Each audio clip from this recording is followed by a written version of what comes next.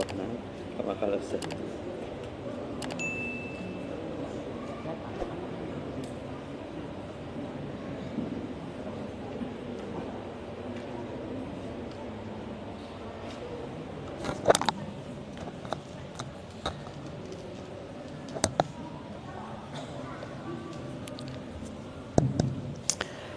Assalamualaikum warahmatullahi wabarakatuh.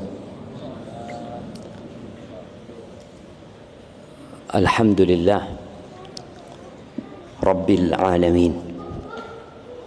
Segala puji bagi Allah Jalla Jalaluh. Dialah pencipta alam semesta ini. Dialah pemilik jagat raya ini. Dialah yang mengatur segalanya. Dialah yang menghidupkan kita.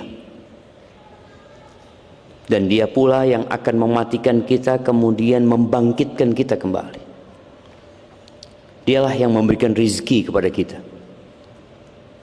Burung-burung yang terbang, yang keluar dari sarangnya di pagi hari dalam kondisi lapar, tapi sore hari kayak gini mereka sudah bercengkrama ya. Kita sering dengar suara cuitan mereka. Sudah dalam kondisi kenyang. Dzaka Rabbul Alamin. Itu Allah Jalla Jalaluh yang maha kuasa atas segala sesuatu. Wa bihi nasta'in ala umurid dunya waddin. Dan hanya kepada Allah kita meminta pertolongan dalam menghadapi urusan-urusan dunia yang membuat kita capek, lelah, penat menghadapi masalah di dunia ini, walaupun orang itu bergelimang harta. Karena Allah sudah menetapkan hidup di muka bumi ini adalah bala. Yang tersenyum di pagi hari, tertawa di waktu duha, boleh jadi matahari belum terbenam dia sudah menangis. Yang bersenang-senang dia harus tahu ada waktu untuk bersedih. Maka hanya kepada Allah kita meminta pertolongan dalam menghadapi seluruh urusan dunia ini. Menghadapi keluarga, menghadapi anak-anak, menghadapi orang tua, menghadapi mertua, menghadapi menantu, menghadapi pekerjaan, yang sekolah menghadapi sekolah dan gurunya. Capek. Laqad khalaqnal insana fi kabad. Allah sudah buat keputusan, kami telah menciptakan manusia dalam susah payah. Oleh karena itu tatkala Imam Ahmad ditanya, ya Imam mata raha, Imam kapan istirahat gitu. Qal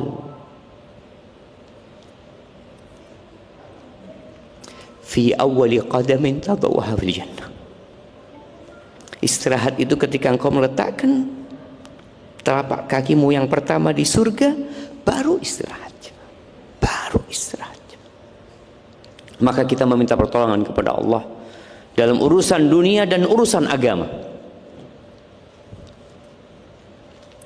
Ya, Allah menciptakan kita untuk mengabdi kepadanya. Salah satu bentuk pengabdian kita kepada Allah, hari ini kita datang ke rumah Allah Azza wa Jalla. Sebagian kita itikaf meninggalkan rumahnya, yang mungkin tidur dengan nyaman di antara tembok-tembok yang dia bangun dan dengan aman. Di sini dia tidur sama dengan yang lain. Apalagi panitia itikaf ini kadangkala apa ya bahasanya, tega. Tega panitia kajian ini, nggak ngerti siapa yang itikaf, ini orang penting, orang nggak penting, pokoknya aturannya sama tadi. Nggak boleh tidur di 3 soft pertama. Kemudian yang tidur harus pakai alas, takut kalau ngiler. Ya karena sebagian kita kalau dikasih tahu antum itu ngiler kalau tidur, nggak percaya dia. Memang pantas dia nggak percaya karena dia tidur. Orang tidur tuh nggak tahu apa-apa. Tapi ternyata bantal dia penuh dengan peta negeri kita tercinta. Baru mungkin itu menjadi bukti ya. Ya jazakallah khair buat para panitia ya, yang mereka capek lelah demi kita. Tapi ini bentuk salah satu urusan yang melelahkan dalam hidup ini. Urusan agama. Ada banyak perintah Allah Azza wa Jal dan ada larangan-larangan yang harus ditinggalkan. Dan subhanallah, di semua larangan itu mesti hati kita ada kecondongan ke dalam. Karena kalau nggak ada kecondongan, buat apa dilarang? Orang itu nggak mau, sudah gitu, nggak perlu dilarang. Tapi Allah kasih kecondongan itu. Dan di perintah Allah ada keinginan di diri kita untuk tidak melakukan. Kita diperintahkan untuk bersedekah, jemaah. Dan kita cinta sama fulus itu, jemaah. Siapa di antara antum yang ketika dapat bagian sahur bergembira ya? Dia lihat antrian masih panjang ya. Belum tentu dapat mereka. Nah, dan ternyata diumumkan, mohon maaf, bagi yang tidak dapat sahur memang segitu jatahnya. Ana dengar itu, ya Allah, kesian yang sudah ngantri ya, kemudian nggak dapat di dunia aja. Maka Allah perintahkan kita untuk berbagi. Maka nasihat ana nggak ada lagi cerita di masjid kita. Porsi berbuka itu, berbuka atau sahur itu kurang, nggak ada ceritanya. Kata Nabi alaihi salatu wassalam, ta'amul wahid lisnain.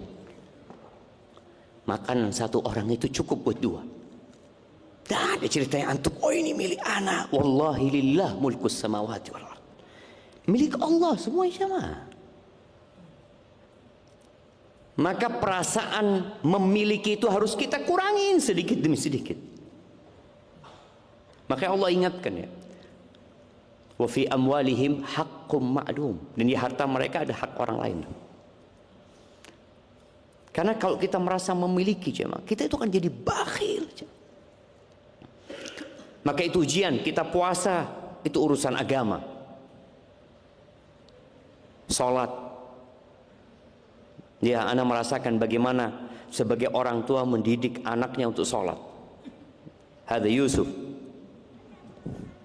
Ana sering kali ngomong sama Yusuf, Yusuf, waktunya tidur, waktunya main, waktunya sholat. Tapi namanya anak-anaknya main. Waktunya tidur dia main, waktunya sholat tidur. Sampai ana pasang kamera aja mah. Ana sengaja ana videokan sholatnya dia, supaya dia tahu nih, lihat nih. Wallah yaqul wa'mur ahlaka bis salati wastabir 'alaiha la nas'aluka rizqan nahnu narzuquk wal 'aqibatu littaqwa. Kata Allah, suruh keluargamu mendirikan salat. Suruh. Ini perintah buat orang tua. Mungkin anaknya belum mukallaf. Dia belum wajib salat sebenarnya. Tapi Allah memerintahkan orang tua untuk menyuruh keluarganya, anak-anaknya belajar mendirikan sholat. Dari sejak umur 7 tahun sudah disuruh. Apalagi kalau sudah balik, lebih wajib lagi orang tua memerintahkannya. Wastabir 'alaiha. Allah katakan sabar ekstra menyuruh mereka. Wastabir, bukan wasbir. Itu sabar yang plus. Capek jemaah. Yang belum punya anak semoga segera dikasih anak. Sebagian orang yang belum punya anak kepingin punya anak ya. Allah, belum punya anak. Nggak tahu kalau punya anak ternyata capek juga ya Allah. Sebagian ibu itu kalau sudah capek ngurusin anaknya, ngomong sama anaknya, nak, kepingin tak lepok nomeneng kok nak. Kepingin dimasukkan lagi nih anaknya ya, karena capek. Nah, hadhil hayat. Maka minta tolong sama Allah. Allah katakan la nas'aluka rizqa, kami enggak minta rezeki sama kamu. Orang itu kerja bukan untuk ngasih sama Allah, nggak ada. Nggak ada setoran sama Allah, nggak ada. Loh, kita suruh zakat, kita suruh berbagi, itu buat engkau sendiri. Buat Allah nggak ada. Sama sekali jemaah. Allah Azza wa Jalla dalam hadis qudsi mengatakan, ya ibadi, innakum lan tablughu naf'i fatanfa'uni wa lan tablughu durri fatadurruni. Wahai hamba-hambaku, kalian tidak akan pernah bisa memberikan manfaat kepada aku. Nggak akan pernah. La dengan sholat kita, la dengan sodakoh kita, la dengan haji kita. Tidak pula dengan jihad kita yang nggak bakalan kita ngasih manfaat Allah. Dan kalian juga tidak akan pernah dapat memberikan bahaya kepada aku. Tidak dengan kesyirikan, tidak dengan kekufuran. Lah, Allah nggak butuh dengan ibadah kita. Makanya Allah katakan, faman syaa falyu'min wa man syaa falyakfur. Yang mau beriman monggo, yang mau kafir silahkan, yang mau sholat silahkan, yang mau puasa silahkan. Nggak puasa nggak akan membahayakan Allah sama sekali. Maka kepada Allah kita meminta pertolongan dalam menghadapi urusan dunia dan urusan agama kita. Minta tolong jemaah. Kalau antum sedang berat ya untuk sholat malam, berat untuk puasa, minta tolong sama Allah. Katakan, Allahumma a'inni ala dzikrika wa syukrika wa husni ibadatik. Ya Allah, tolongin aku ya Allah. Bantulah aku ya Allah, agar aku bisa mengingatmu ya Allah. Agar aku bisa bersyukur atas nikmat yang kau berikan. Agar aku kena ibadahnya ya Allah. Wallahi sebagian kita ibadahnya belum benar. Ya dia sudah merasa beribadah, tapi belum benar ibadahnya. Maka perlu kita minta tolong sama Allah Subhanahu wa taala. Makanya kalau lagi azan dikumandangkan, dengarkan tuh azan. Ulangin yang diucapkan oleh muadzin. Ketika dia mengatakan Allahu Akbar, katakan Allahu Akbar, Allahu Akbar. Ketika dia mengatakan asyhadu an la ilaha illallah, katakan wa ana asyhadu an la ilaha illallah. Ketika dia mengatakan asyhadu anna Muhammadar Rasulullah, wa ana asyhad, dan aku juga bersaksi. Dan tatkala dia mengatakan hayya 'alas shalah, kita enggak ngulangin ucapan itu ya. Ketika dia mengatakan hayya 'alal falah, kita tidak ngulangin ucapan itu. Kita mengatakan la haula wala quwwata illa billah. Karena tanpa bantuan Allah tidak bisa jemaah. Antum nggak akan bisa iktikaf. Antum nggak akan bisa datang ke masjid sekarang ini. Nggak bakal antum bisa datang. Antum nggak akan bisa duduk menyimak tanpa bantuan Allah Azza wa Jalla. Allahumma salli wa sallim ala abdika wa rasulika Sayyidina wa maulana Muhammadin wa ala alihi wa ashabihi ajma'in. Ya Allah, semoga salawat dan salam, berkah dan nikmat senantiasa Engkau curahkan untuk hamba kekasih-Mu, untuk baginda Nabi kita Muhammad alaihi salatu wassalam, untuk keluarga beliau, untuk istri-istri beliau, untuk putra-putri beliau, dan untuk seluruh sahabat Nabi. Semoga Allah meridhai kita bersama mereka. Amma ba'd, hari ini tanggal 25 Ramadan, malam 26, pertanda kita sudah puasa hampir 25 hari. Semoga Allah menyempurnakan nikmatnya buat kita agar kita bisa menyempurnakan ibadah puasa ini. Berapa banyak sujud kita di bulan Ramadan ini? Berapa banyak langkah kita ke rumah Allah di bulan Ramadan ini yang gak pernah kita lakukan di luar Ramadan? Berapa banyak huruf-huruf Al-Quran yang kita baca, yang kata Nabi alaihi salatu wassalam, man qara'a harfan min kitabillah, barang siapa yang membaca satu huruf dari kitabullah ini, dia akan dapat satu kebaikan. Wal hasanatu bi asyri amsalha, dan Allah lipat gandakan jadi 10 kali lipat. Sebagian kita mungkin sudah hatam 1 kali. Kalau dia mau hitung berapa pahala yang dia dapatkan, sebagian mungkin baru setengahnya, atau sebagian 3 kali, ada sebagian 5 kali. Banyak pahalanya. Nah, Banyak kalau mau ngitung-hitung pahala sama Allah Subhanahu wa taala. Belum lagi yang sedekah. Sebagian kita tiap hari ngasih takjil ke masjid 100 orang. Bicara 100 orang jemaah. Man fattara sha'iman falahu mithlu ajri. Kata Nabi alaihi salatu wasallam, barang siapa yang memberikan buka kepada orang puasa, dia dapat pahala seperti pahala orang yang puasa itu. Bayangin kalau tiap hari dia 100 orang, sudah 2.500 orang sampai hari ini, dia dapat pahala tuh orang. Allahu Akbar. Bagaimana dengan yang 1.000 orang dia kasih? Bagaimana dengan lebih dari itu? Yang sholat, man shallal isya fil jamaah kutibat lahu qiyamun nisfil lail. Barang siapa yang sholat isya berjamaah, dia dihitung qiyam separuh malam. Wa man shallal fajr fi jamaah kutibat lahu lailah, ay kutibat lahu qiyamul lailah. Barang siapa yang sholat subuh berjamaah, dihitung dia qiyamul lail semalam itu ya. Semalam dia sholat malam. Kemudian man shalla ma'al imam hatta yansarif. Barang siapa yang sholat bersama imam, sholat tarawih sama imam sampai selesai, ditulis sholat 1 malam dia. Padahal imamnya sholat cuma sampai 8:30. Tapi Allah karim jemaah. Ditulis pahala buat dia sholat semalam. Bayangin ya, dia sholat semalam tambah sholat subuh dan isya semalam, dia dihitung sholat 2 malam ya. Hadza rahmatullah. Kemudian yang umroh Ramadan, bicara pahala kita ya. Yang umroh Ramadan ini kata Nabi SAW, ta'dilu hajjah. Umroh di bulan Ramadan itu sebanding dengan haji. Dan bicara haji, al-hajjul mabrur laisa lahu jazaa'un illa al-jannah. Haji yang mabrur nggak ada balasan lebih pantas buat dia kecuali surga.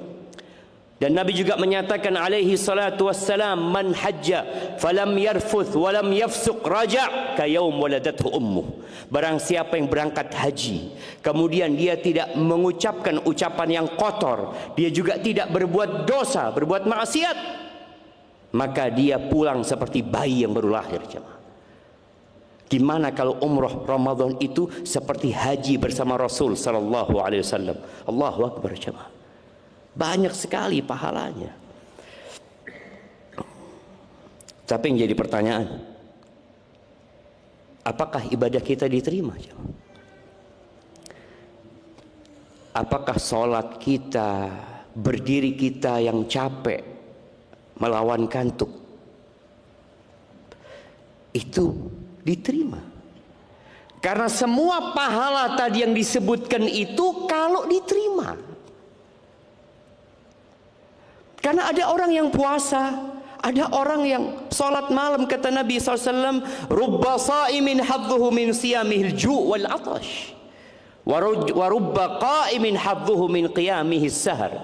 Berapa banyak orang yang puasa tapi nggak dapat pahala kecuali lapar dan haus, nggak ada pahalanya. Yang pahala puasa itu khusus Allah yang akan kasih, nggak ada pahala buat dia. Bahkan dia hanya mendapatkan lapar dan haus. Berapa banyak orang yang sholat malam, dia hanya mendapatkan capek begadang. Bas, pulang taraweh, pulang sholat malam, nggak dapat pahala. Maka kita perlu di akhir Ramadan ini untuk bermuhasabah. Jangan-jangan tidak diterima lagi saja. Ahibati fillah, di surat Al-Mu'minun,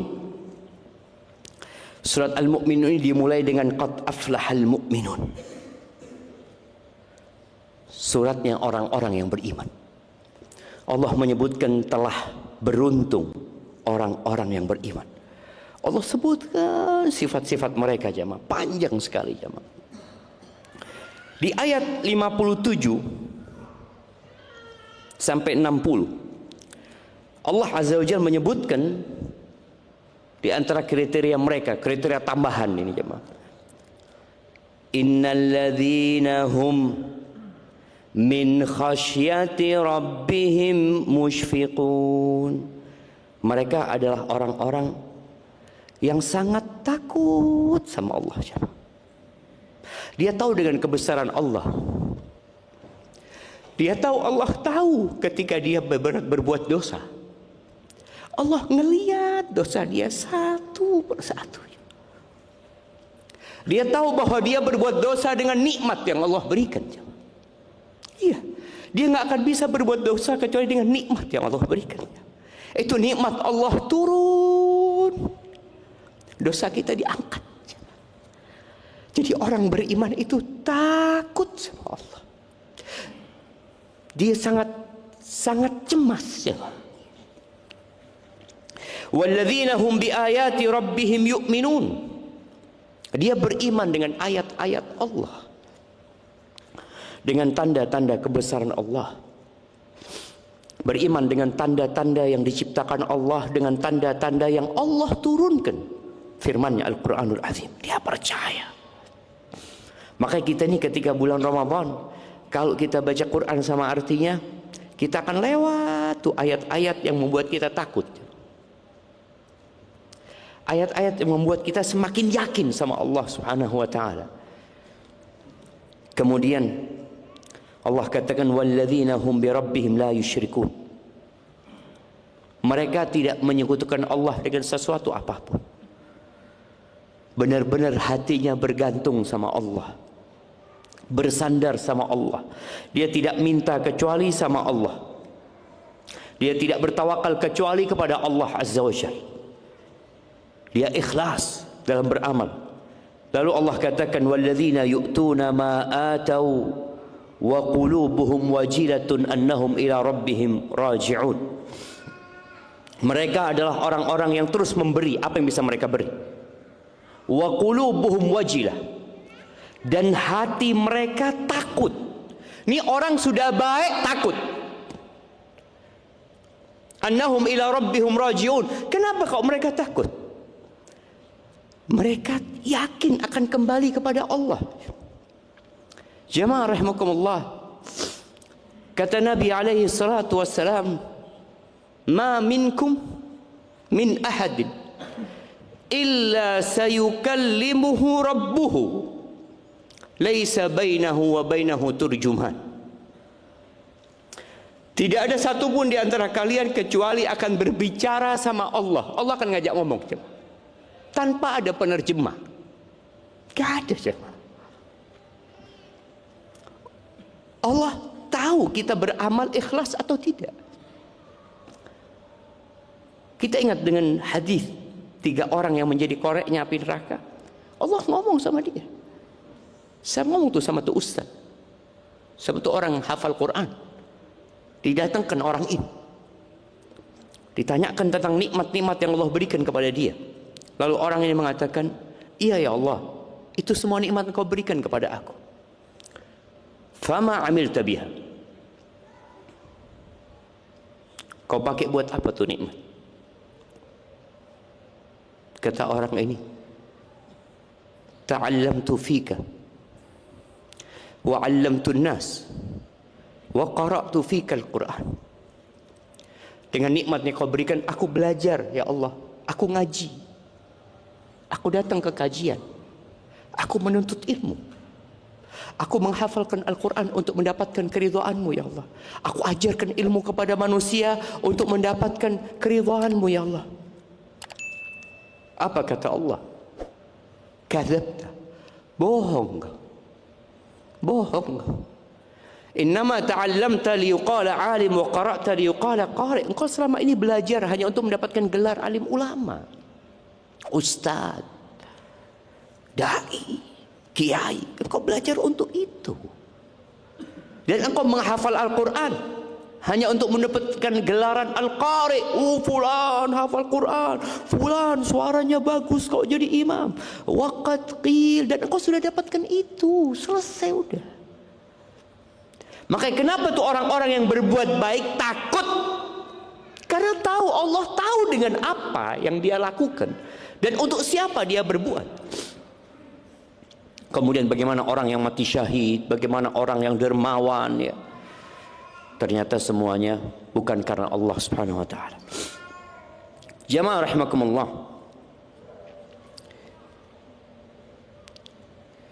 Al-Hasan Al-Basri, dia menyebutkan tentang bagaimana orang beriman. Hasan mengatakan,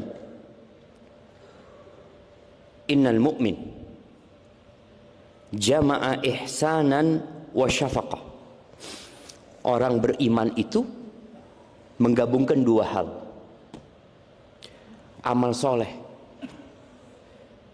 kena orang ini, dia puasa, dia sholat, dia sodako, dia berusaha menghindari dosa, plus takut nggak diterima, takut su'ul khatimah. Siapa yang jamin antum semua mati Islam? Siapa? Wah, ada orang-orang yang mungkin dulunya di soft pertama, tahu-tahu sekarang nggak pernah lagi ke masjid, jemaah. Ada. Di masa Nabi alaihi salatu wasallam ada yang menuliskan wahyu buat Nabi alaihi salatu wasallam, kemudian murtad, ada.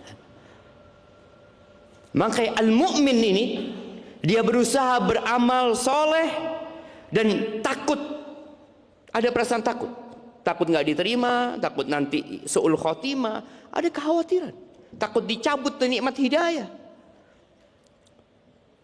Wal munafiq jama'a isa'atan wa amna. Orang munafik nih, kalau kamu ingin tahu ya, tandanya orang munafik.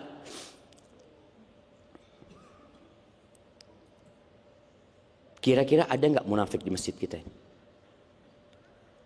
Jamaah, coba antum toleh kanan kiri. Coba lihat, apa ini fulan munafik ya? Nggak tahu gitu. Tapi di masa Nabi SAW ada. Ketika Nabi SAW membacakan ayat-ayat itu, mereka dengar, mereka ada. Orang munafik itu jamaah isa'atan wa amna. Wis amali ndak kena, merasa aman. Nggak ada perasaan takut, nggak ada tangisan dia menyesali dosanya, nggak ada. Jadi orang munafik ini tandanya dia itu sholatnya kurang, puasanya kurang, ngajinya kurang, tapi merasa wis kena, merasa kayak orang paling apik. Itu orang munafik. Sedangkan mukmin terus takut. Aisyah radhiyallahu taala anha ketika turun ayat tadi, mereka adalah orang beriman, itu orang yang berbuat apa yang mereka lakukan, terus mereka takut. Aisyah bingung, apa mereka ini orang mukmin ini berbuat dosa kemudian takut gitu. Kata Nabi sallallahu alaihi wasallam, la yabnata siddiq, bukan orang yang mencuri.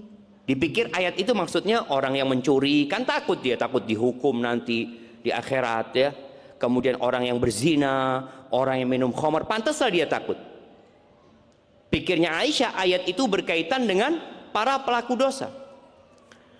Kata Nabi SAW, la yabnata siddiq walakin, enggak, bukan itu maksudnya.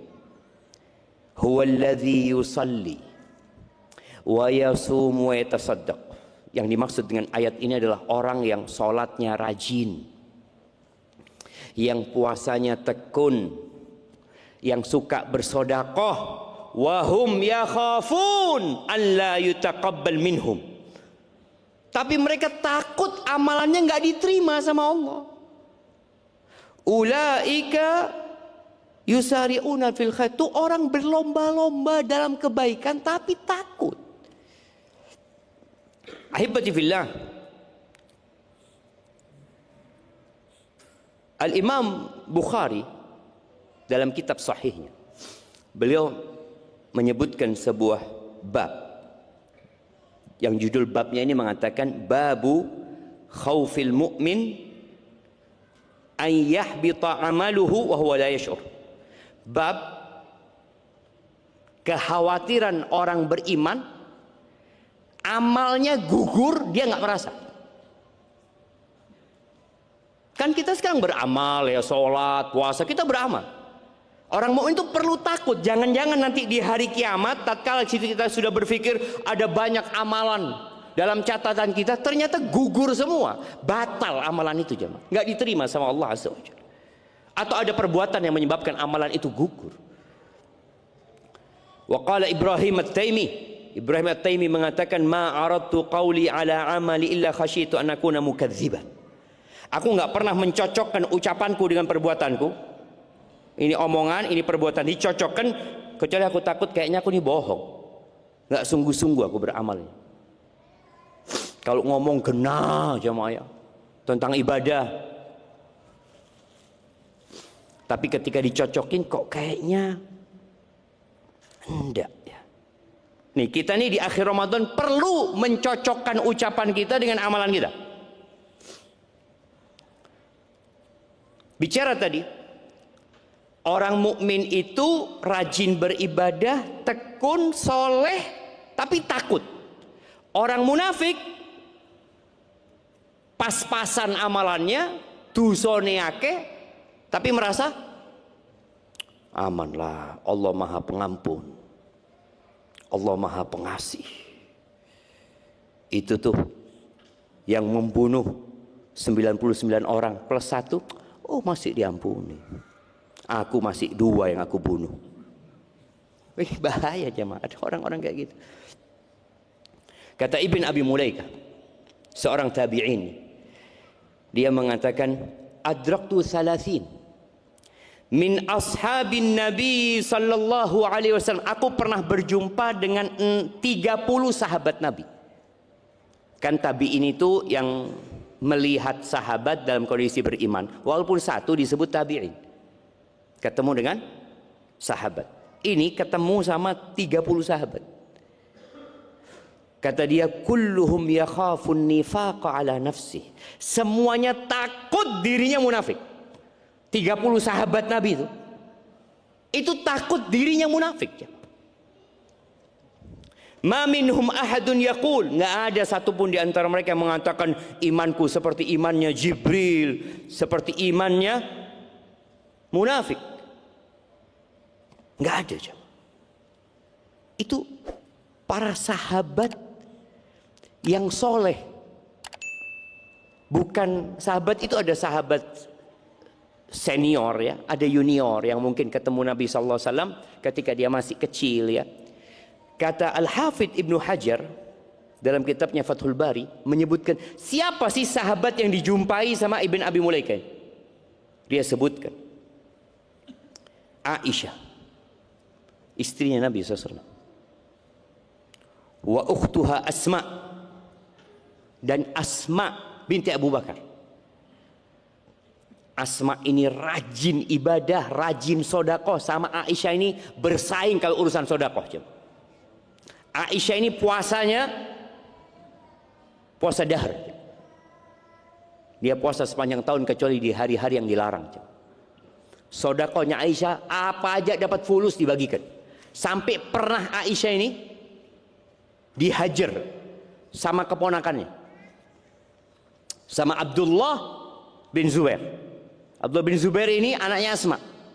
Karena dilihat bibinya ini kalau punya fulus pokoknya habis, dihabisin buat sodakoh. Ada Aisyah radhiyallahu anha, kemudian Ummu Salamah yang dijumpain oleh Ibn Abi Mulaikah, kemudian Abdullah bin Umar, Abdullah bin Amr ibn As, kemudian Abdullah bin Abbas radhiyallahu anhum. Siapa lagi? Abdullah bin Zubair. 4 sahabat yang namanya Abdullah. Jadi antum itu kalau ngasih nama anak jangan mikir cari nama yang tidak ada di Jember. Ya apa ya? Sudah banyak Abdullah Ustaz. Ya tidak apa-apa. Untuk membedakan kasih nama bapaknya, selesai. Abdullah bin Umar, Abdullah bin Abbas, Abdullah bin Zubair, Abdullah bin Amr, ada Abdullah bin Mas'ud, sahabat Nabi. Kemudian dia berjumpa dengan Abu Hurairah.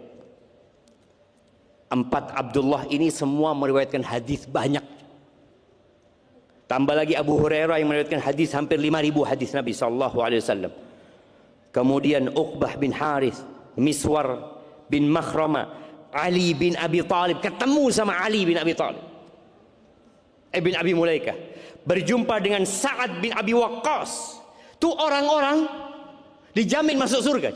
Ali bin Abi Talib, Sa'ad bin Abi Waqqas, istri-istri Nabi tadi akan jadi istri Nabi kelak di surga. Ternyata semuanya takut, tertimpa kemunafikan. Bukan mereka terjebak dalam kemunafikan, enggak, tapi mereka takut dan khawatir, jemaah.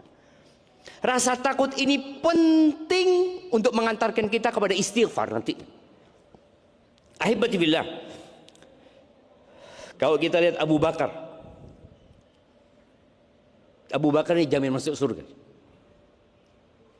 Bahkan Nabi SAW mengatakan, anta atiqullah fil ard, engkau yang dibebaskan sama Allah dari api neraka. Abu Bakar. Tapi ketika dia mau mati, atau ketika dia sedang sendiri, Abu Bakar itu kadang-kala pegang lidahnya. Dia mengatakan, hadzal ladzi awradanil mawarid, kata dia. Ini nih lidahku ini yang akan memasukkan aku ke tempat-tempat kebinasaan, kata dia. Bahkan ketika dia mau meninggal dunia mengatakan, ya laitani uqdim ala rabbi kifafan lali wala alayya. Aku berharap kalau aku ketemu sama Allah itu impas, kata dia. Tidak dosa dan tidak pahala, nggak apa-apa sudah. Bayangkan orang kayak Abu Bakar takut ya. Sebagian kita kadang-kala kalau duduk itu mulai mengingat kebaikan-kebaikan dia. Oh, saya sudah umroh, saya sudah haji, saya sudah sedekah, saya sudah bangun masjid, saya sudah bangunkan rumah buat janda, saya memberikan santunan. Subhanallah, ini Abu Bakar dia berpikir kalau impas aku sudah cukup, kata dia. Itu karena takutnya dia kepada Allah Azza wa Jalla. Umar bin Khattab radhiyallahu taala anhu, yang kalau setan lewat itu bukan setan lewat, kalau Umar lewat, setan itu cari jalan lain yang dia dijamin masuk surga. Plus sudah ada istananya di surga, punya Umar bin Khattab. Nabi SAW bermimpi, beliau mengatakan, aku bermimpi masuk surga, aku melihat istana yang warnanya putih gitu. Ada perempuan di sana atau ada orang di sana. Nabi tanya SAW, liman hadzal qasr, katanya. Punya siapa istana ini? Kata punyanya Umar, kata dia. Itu Nabi SAW langsung pergi karena tahu Umar ini pencemburu. Ketika Rasulullah SAW cerita kepada Umar bin Khattab, Umar berkata, ya Rasulullah, masa aku akan cemburu kepadamu ya Rasulullah? Itu Umar ketika Nabi SAW meninggal dunia, dia datang ke Hudzaifah ibnul Yaman. Hudzaifah ibnul Yaman ini satu-satunya sahabat yang dikasih list namanya orang-orang munafik. Dia pegang tuh list, fulan, fulan, fulan, fulan, fulan, fulan. Abu Bakar nggak tahu, Ali nggak tahu, Utsman nggak tahu, Umar nggak tahu. Hanya Hudzaifah bin Yaman. Ketika Nabi SAW meninggal dunia, dia datang kepada Hudzaifah. Ya Hudzaifah, anshuduka billah. Hudzaifah, aku minta dengan nama Allah. Asammani minhum.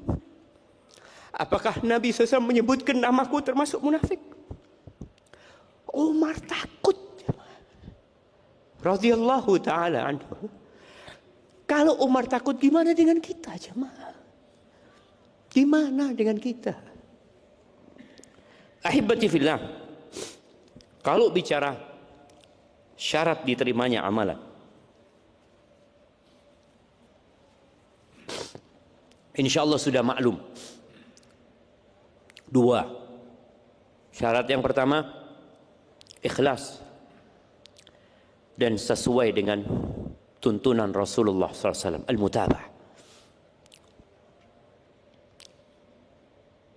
Semoga ibadah yang kita lakukan sudah sesuai dengan tuntunan Rasul SAW. Puasa kita, salat kita, sedekah kita. Adapun berkaitan dengan ikhlas,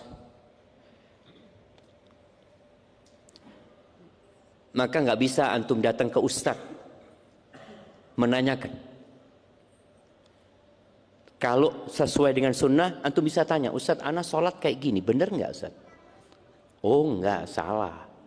Contohnya, nih orang sholat witir 2 kali. Sholat witir taraweh, sholat malamnya witir lagi. Nggak boleh, nggak ada witir 2 kali. Seharusnya witirnya sekali. Bisa ditanyakan kepada Ustadz. Zakat fitrah, umpamanya. Kemarin Ustaz Yasir sudah menjelaskan. Zakat fitrah itu 1 sok. Berapa liter? 3,3 liter kira-kira. Kalau beras mungkin. Tahu antum mengeluarkan cuma 2 liter. Oh, tahu kita. Oh enggak bisa. Enggak benar nih. Bisa ditanyakan ke Ustaz. Atau orang tanya sama Ustaz, anak itu telat bangunnya Ustaz, tidak sahur. Ana lihat sudah jam 6. Ya, terpaksa ana minum Ustaz. Takut tidak kuat Ustaz, kata dia. Iya. Tidak puasa berarti antum. Harus ganti. Itu bisa ditanyakan ke Ustaz. Tapi kalau ikhlas antara antum sama Allah SWT, apa sih yang antum harapkan dari amalan itu? Ahibati fillah, berkaitan dengan diterimanya amalan ini, Syekhul Islam rahimahullahu ta'ala mengatakan, wa inda ahli sunnati wal jamaah, dan menurut ahli sunnah wal jamaah, yutaqabbalul amalu mimman ittaqallah fihi, amalan itu akan diterima ketika orang ini bertakwa kepada Allah di amalan itu. Salat, di salatnya dia bertakwa kepada Allah. Allah kan mengatakan jalla jalalu, innama yataqabbalullah minal muttaqin, Allah hanya menerima dari orang-orang yang bertakwa.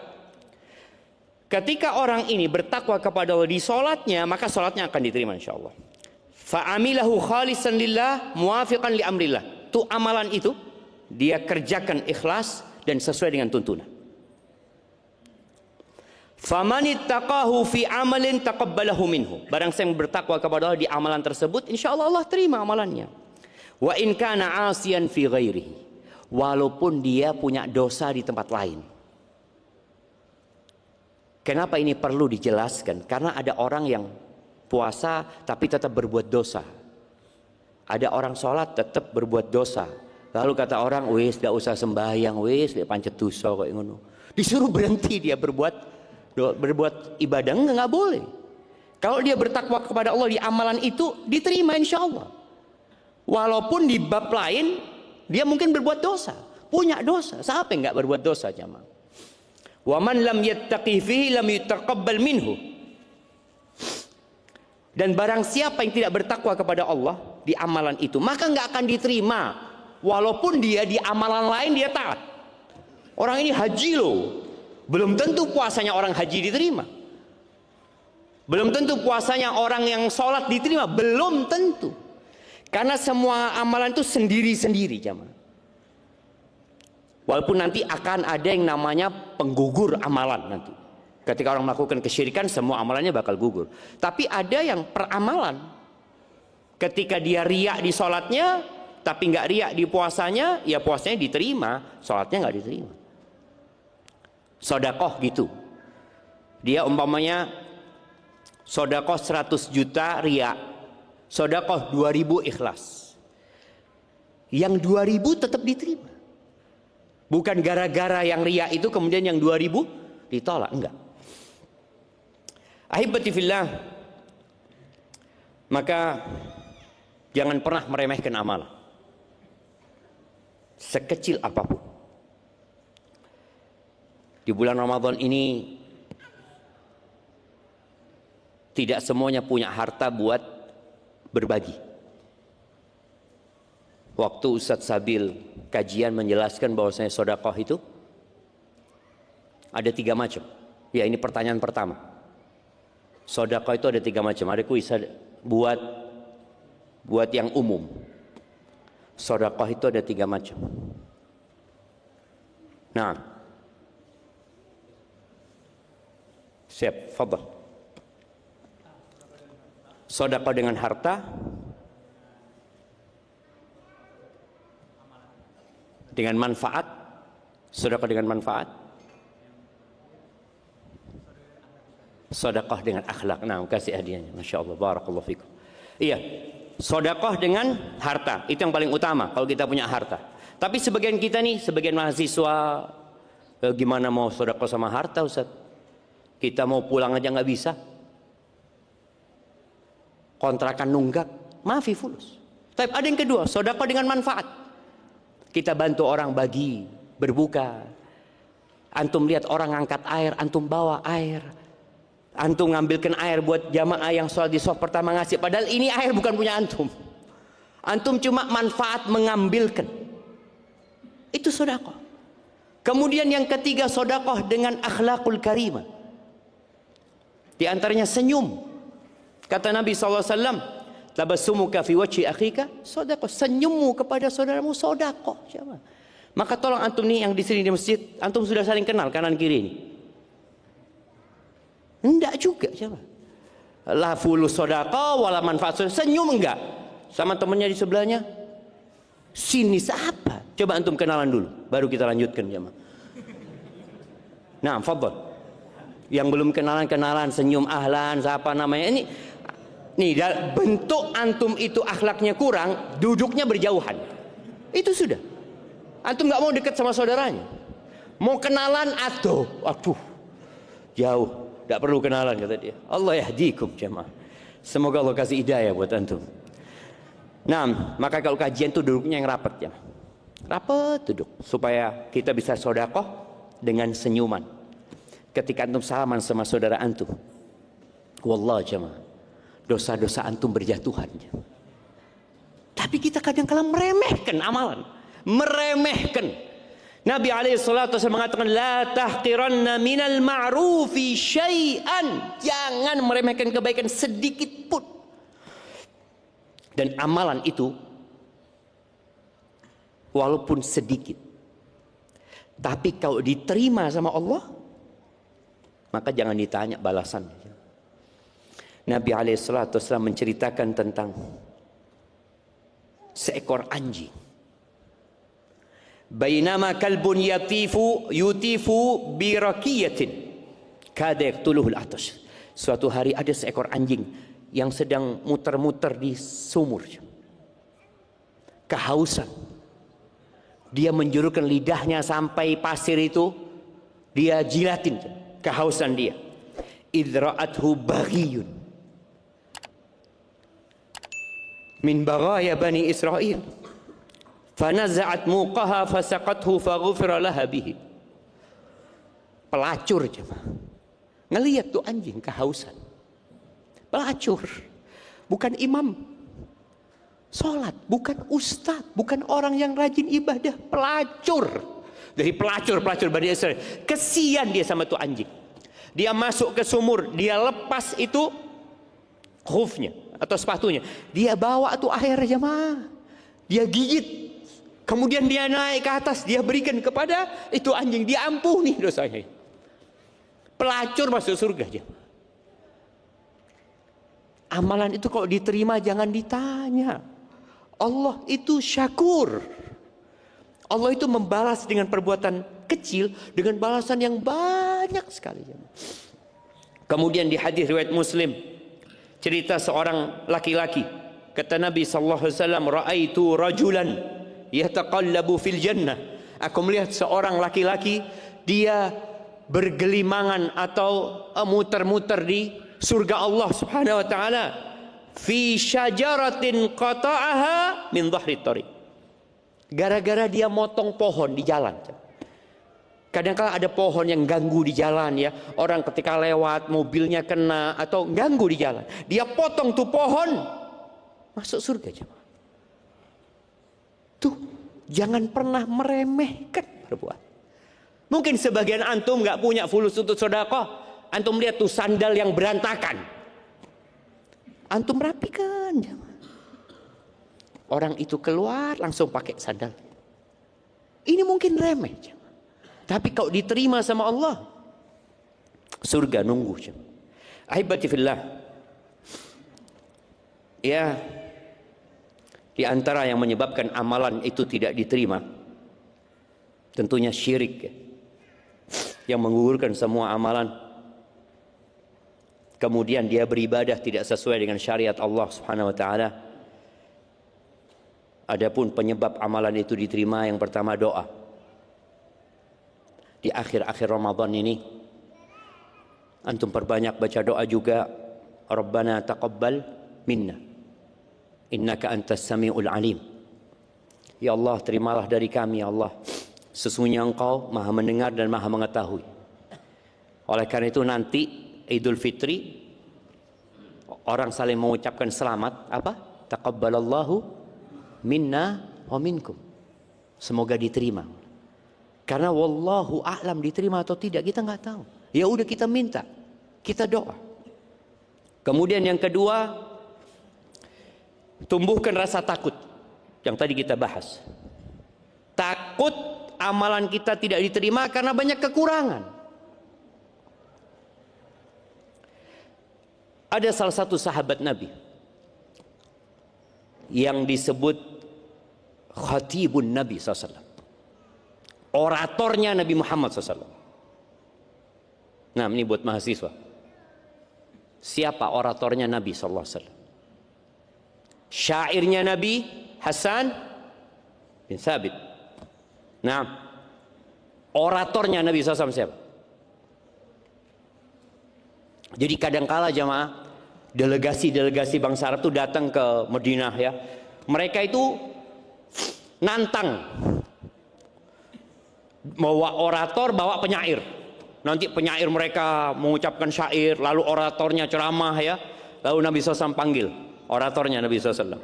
Dipanggil penyairnya Nabi SAW. Kata mereka, nggak ada apa-apa orator kita sama penyair kita dengan mereka semuanya. Nah, siapa oratornya Nabi SAW? Nah, Thabit ibn Qais ibn Syammas. Nah, kasih hadiahnya. Masya Allah. Nah, kasih Nasir. Thabit ibn Qais bin Syammas ini nggak ke masjid, nggak kelihatan sama Nabi SAW. Di mana Thabit ini? Akhirnya Nabi SAW kirim orang, coba cari tahu ya. Cari tahu Thabit ini di mana kok nggak ada. Lalu sahabat mengatakan, ana a'lamu laka ilmahu ya Rasulullah. Aku akan cari berita tentang dia. Keluar dari masjid dicari tahu, ternyata ada di rumahnya. Nangis Thabit ini. Nangis dia. Faqala ma bika ya Thabit. Ada apa sama engkau ya Thabit? Kata Thabit, syarr. Ada kejahatan sama aku, kata dia.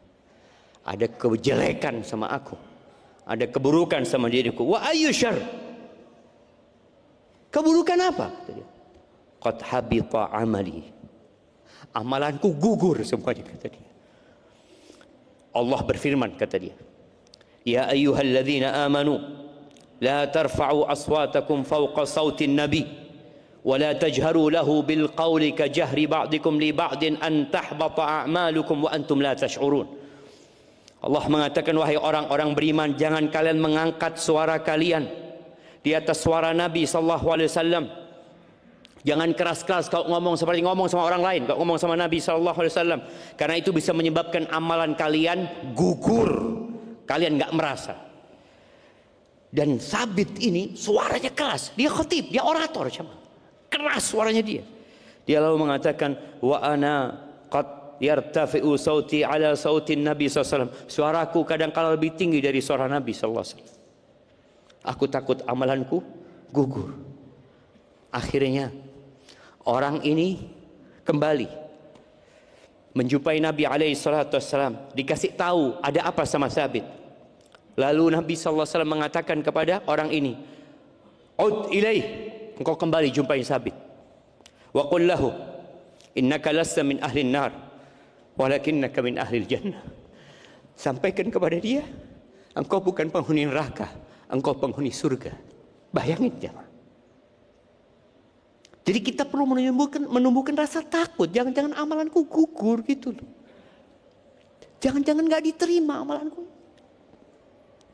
Ketika orang merasa kurang, maka dia akan banyak istighfar, akan mohon ampun sama Allah Azza wa Jalla. Di surat Al-Baqarah ayat 199, Allah menceritakan di awal-awal surat itu, di awal ayat ini 195 mungkin ya, cerita tentang haji. Bagaimana orang yang berangkat haji. Puncak ibadah haji itu apa? Wukuf di Arafah. Dan kita tahu tadi pahala haji seperti apa. Ketika orang itu selesai wukuf, mereka akan meninggalkan Arafah untuk menuju ke Muzdalifah. Selesai sudah, seakan-akan hajinya sudah selesai. Karena yang lainnya bisa dikerjakan menyusul. Allah Azza wa Jalla mengatakan, "Tsumma afidhu min haitsu afadhan nas." Bertolaklah kalian dari tempat orang itu bertolak. Dari Arafah saja. Wastaghfirullah, innallaha ghafurur rahim. Kalian beristighfarlah, mohon ampun kepada Allah. Sesungguhnya Allah itu Maha Pengampun, Maha Pengasih. Subhanallah jemaah. Anak ketemu dengan jemaah haji dari Bondoso, rahimahullah. Dia ketika sampai Madinah, dia tanya sama Ana, "Ustadz, Ana mau tanya Ustadz, bukankah orang yang haji itu pulang seperti bayi yang baru lahir? Tapi kenapa Allah suruh kita istighfar Ustadz ya? Istighfar dari dosa yang mana Ustadz?" Dia dengan polosnya mengatakan itu. Maka di sini kita perlu tahu, selesai sholat kita ngomong apa? Astagfirullah. Karena tadi ada banyak kekurangan. Kita itu diciptakan kullu bani Adam khata. Semua anak Adam berbuat salah dan banyak salahnya. Banyak salahnya. Maka di antara doa istiftah itu apa?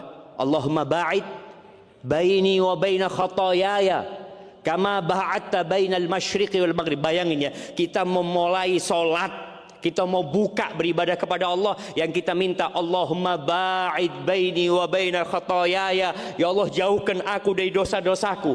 Tadi waktu subuh antum baca, zuhur antum baca, asar antum baca.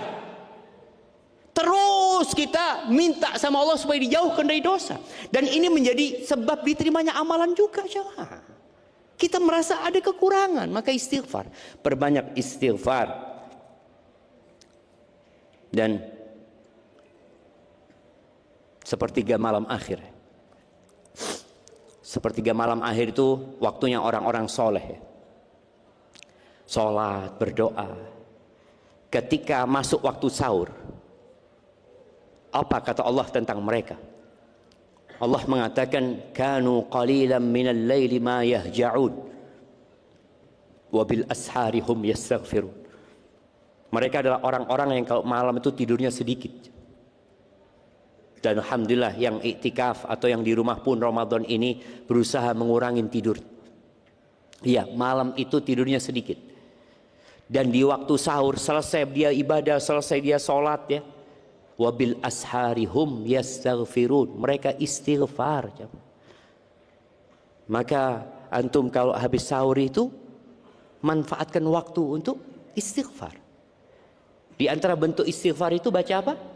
Allahumma innaka afuwun tuhibbul afwa fa'fu anni. Itu juga minta ampun sama Allah. Bentuk minta maaf sama Allah. Maka jangan sampai habis sahur ya antum ngobrol. Karena sering lihat kadang-kadang jamaah ini habis sahur di masjid ini masih ngobrol ya, menikmatin makan minum sampai titik darah penghabisan. Jadi air itu di tangannya jemaah. Dilihat udah muadzin. Pas muadzin maju dia minum dulu. Subhanallah jemaah. Nabi SAW boleh antum minum sampai titik darah penghabisan, tapi tolong manfaatkan waktu untuk beristighfar. Taib. Tanda diterimanya amalan. Kalau tadi sebab diterimanya amalan, tandanya apa? Para salafus saleh menyebutkan ya, kebaikan itu akan melahirkan kebaikan. Sebagaimana dosa itu akan memanggil antum untuk berbuat dosa. Jadi jangan antum berbuat dosa kemudian mengatakan enggak lah, ana cuma satu dosa ini. Dosa itu akan manggil antum untuk dosa yang kedua, dosa yang ketiga, yang keempat. Begitu pula kebaikan. Ketika antum masuk ke dalam ketaatan, insya Allah akan bisa melakukan ketaatan yang lain. Jadi kalau kita di bulan Ramadan ini, nanti di Syawal umpamanya, kita semakin taat. Jadi perbandingannya bukan dengan Ramadan ya, perbandingannya dengan sebelum Ramadan. Jadi kalau sebelum Ramadan, ana sebelum Ramadan nggak pernah ngaji, Ustaz. Alhamdulillah Syawal ana tetap jaga ngajinya, Ustaz. Alhamdulillah ana tetap, walaupun nggak kayak Ramadan, Ustaz. Kalau Ramadan 1 hari 1 juz, alhamdulillah ana Syawal 1 hari 1 halaman. Alhamdulillah. Sebelum Ramadan dia nggak pernah baca Quran. Ini 1 hari 1 halaman. Atau dia mengatakan, alhamdulillah Ustaz, ana sebelumnya nggak pernah baca Quran sama sekali, Ustaz. Setelah Ramadan ana baca tiap hari 1 ayat, Ustaz. Alhamdulillah. Ada perubahan menuju lebih baik. Yang nggak pernah sholat sunnah jadi sholat sunnah, yang biasanya telat ke masjid jadi nggak telat ke masjid, itu menjadi tanda kebaikan. Karena kata Nabi SAW, alaikum bis sidqi fa inna sidqa yahdi ilal bir. Kalian hendaklah jujur, kata Nabi SAW, karena kejujuran itu mengantarkan kepada kebaikan. Jadi kalau antum jujur, lanjutannya itu indah nanti jalannya. Wa innal birra yahdi ilal jannah. Kebaikan itu akan mengantarkan ke surga Allah Subhanahu wa taala. Kemudian yang terakhir nih, merasakan lezatnya ibadah. Antum sudah merasakan enggak lezatnya ibadah di 10 hari terakhir? Ada orang yang 10 hari terakhir ini, ya Allah, kapan rioyoan yo? Suwi. Ada yang kalau bahasa Maduranya itu asrawan jemaah. Buki abid dia, ya Allah. Berseru ya, berseru dia. Hati-hati jemaah. Karena tanda diterimanya amalan itu dia merasakan nikmat. Nabi SAW mengatakan kepada Bilal, "Qum ya Bilal, fa'arihna bis shalah." Bilal, bangun Bilal, bikin kita istirahat dengan salat ini. Syekhul Islam Ibn Taimiyah rahimahullahu taala mengatakan, "Idza lam tajid lil amali halawatan fi qalbik wan syirahan." Kalau engkau dalam amalan yang kau kerjakan tidak merasakan halawah, kelezatan manis ya ma, kelezatan ibadah itu nggak merasakan, tidak pula lapang dadanya, fattahimhu, maka engkau perlu curigai amalan, perlu dicurigai. Ojo-ojo tidak diterima amalan. Kenapa? Fa inna Rabba ta'ala syakur. Allah itu syakur. Allah itu maha berterima kasih. Tadi syakur itu membalas amalan yang sedikit dengan balasan yang besar sekali. Itu pelacur cuma ngasih minum jamaah, ngasih minum anjing, diampuni dosanya, dikasih hidayah, petunjuk, masuk surga Allah Azza wa Jalla.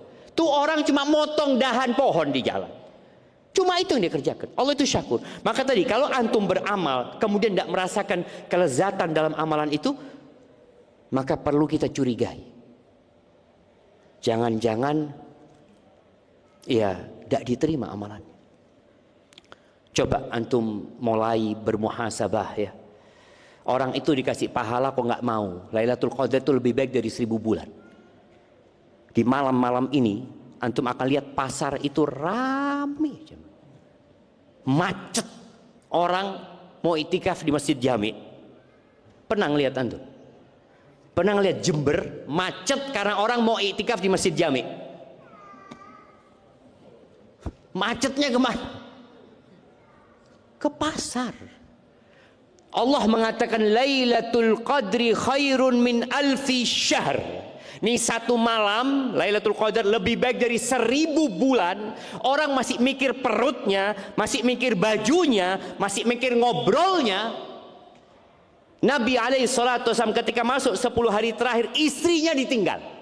Istrinya ditinggal. Halal istrinya. Ditinggal sama Nabi SAW. Enggak. Tapi kadang-kala kita ini merasa berat, nggak merasakan lezatnya ibadah. Bahkan tiap hari yang dilihat, kapan Id ya? Terus Id datang jamaah. Seharusnya kita yang dihitung itu adalah hitung Lailatul Qadar ini. Oh, masih ada kesempatan malam 26 nih. Mudah-mudahan. Boleh jadi malam 26 ini. Boleh jadi besok. Boleh jadi terus. Id datang insyaallah jamaah. Barakallahu fiik.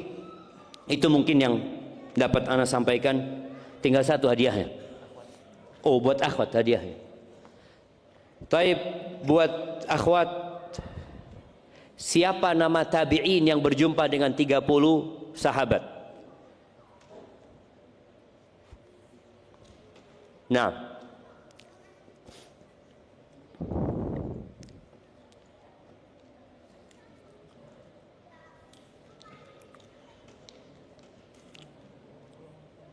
iya,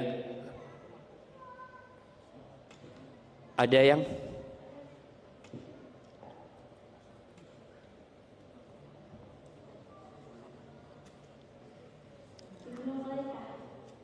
Ibnu iya nggak apa-apa sudah. Ibnu Abi Mulaikah, Abdullah bin Abi Mulaikah ya. Barakallahu fiik. Taib. Jamaah, itu yang dapat saya sampaikan, kurang lebihnya mohon maaf. Sebentar lagi antum akan berbuka. Tolong manfaatkan waktu yang sedikit ini untuk memperbanyak doa. Kadang-kala orang sambil berbuka nunggu adzan ngobrol ya. Padahal orang yang puasa itu punya doa mustajab pula ketika sedang berbuka. Hadza wa sallallahu